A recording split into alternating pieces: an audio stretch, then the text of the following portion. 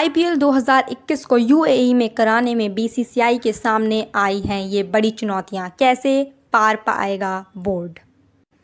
भारतीय cricket control board BCCI ने IPL के बचे हुए 31 मैचों को संयुक्त अरब अमीरात यूएई में सितंबर-अक्टूबर में कराने का फैसला कर लिया है, लेकिन इसके आयोजन में उसके सामने कई बड़ी चुनौतियां आने वाली हैं।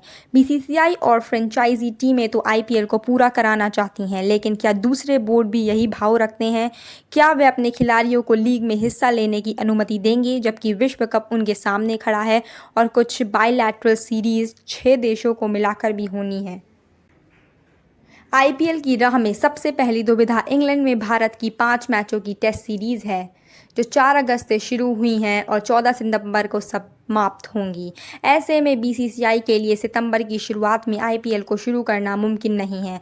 वहीं इंग्लैंड के खिलाड़ी आईपीएल में उपलब्ध नहीं होंगे, क्योंकि भारत के खिलाफ टेस्ट सीरीज के करीब 1 हफ्ते बाद इंग्लैंड को बांग्लादेश के दौरे पर जाना है और उसके बाद पाकिस्तान के खिलाफ उसके घर पर लिमिटेड ओवर सीरीज खेलनी है, जो अक्टूबर के मध्य तक चलने की उम्मीद है। इस कारण इंग्लैंड के खिलाड़ियों की अनुपलब्धता कई फ्रेंचाइजियों के लिए चिंता का विषय है।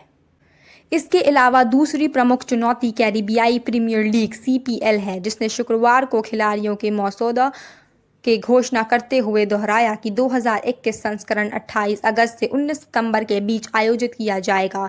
कई टॉप कैरिबियाई खिलाड़ी और कई अन्य विदेशी खिलाड़ी और कोचिंग स्टाफ सीपीएल में शामिल हैं। इसको मद्देनज़र बीसीसीआई ने सीपीएल के साथ बातचीत शुरू की है और उन्हें अपने शेड्यूल में बदलाव करने की आग्रह किया है, ताकि खिलाड़ियों को सीपीएल के आयोजन स्थल सेंट किट्स से यूएई में बायो बबल में जल्द ट्रांसफ़र किया जा सके। हालांकि बीसीसीआई के लिए ये आसान काम नहीं होगा। विदेशी खिलाड़ियों की उपलब्धता बीसीसीआई के आकाओं के लिए सबसे बड़ी चिंता है और उन्हें दूसरे क्रिकेट बोर्डों को मनाना होगा कि वे अपने खिलाड़ियों को आईपीएल के लिए रिलीज़ कर दें। क्रिकबज़ ने ऑस्ट्रेलिया, न्यूजीलैंड, दक्षिण अफ्रीका और वेस्टइंडीज़ के बोर्डों से संपर्क करने की कोशिश की, लेकिन केवल एक बोर्ड ने जवाब दिया। वेस्टइंडीज़ के बोर्ड ने कहा, हम बीसीसीआई से बातचीत कर ये जानना चाहते हैं कि उनका पहला मैच कब खेला जाएगा और हमारे सीपीएल खिलाड़ियों, स्टाफ और कमेंटेटर्स के लिए यूएई के उतारने के बाद क्या प्रोटोकॉल होंगे, क्योंकि वे सीपीएल के स्थल सेंट किट्स में बायो बबल से निकाल कर यात्रा करेंगे। हम ये भी जानना चाहते हैं कि किस तारीख को फाइनल होगा, क्योंकि हमें अफगानिस्तान और ऑस्ट्रेलिया के साथ त्रिकोणीय सीरीज़ की मेज़बानी करनी है। लेकिन ये माना जा रहा है कि वेस्टइंडीज़ के खिलाड़ी पहले चरण में 9 खिलाड़ी खेले थे रिलीज़ कर दिए जाएंगे।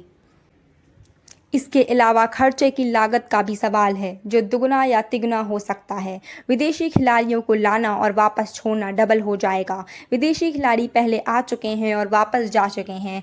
उन्हें बिजनेस क्लास में दोबारा लाना और फिर वापस छोड़ना खर्चे को दुगना कर देगा।